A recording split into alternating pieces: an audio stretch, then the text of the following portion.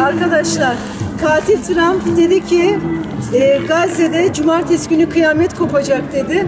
Aslında kendi kıyametini hazırlıyor. Dünyaya bu kadar posta koyarak Gazze'lilere tehciri layık görerek ne yapıyor? Kendi kıyametini hazırlıyor. Halbuki 15 aydır direnen halklar en büyük dersi verdiler. Biz de diyoruz ki işte arkamızda Amerikan konsolosluğu, dünyada nerede korunursanız korunun, nerede büyükelçilikleriniz, konsolosluklarınız olursa olsun sizler kazanamayacaksınız diyoruz. Selamünaleyküm. Biz İlki Haber'e teşekkür ediyoruz. Çoğu zaman bizim sesimiz oldular. Biz Gazze'nin sesi olmaya çalışıyoruz. Onlar da bizim sesimizi duyurdular. Teşekkür ediyoruz. Biz şu anda 15 Şubat Adana'da Amerikan Konsolosluğu önündeyiz.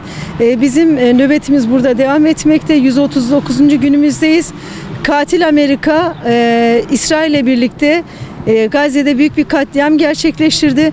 Ateşkesle birlikte bu katliam Batı Şeria'da devam etti.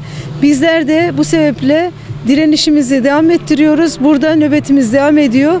Herkesi bu nöbete destek vermeye ve şunun altını çiziyoruz.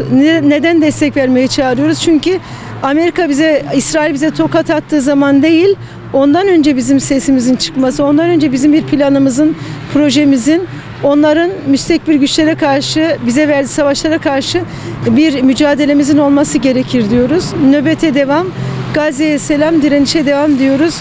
Kudüs özgür olana kadar, Kabe özgür olana kadar, tüm Mesihler özgür olana kadar bizler de mücadelemize devam ediyoruz inşallah.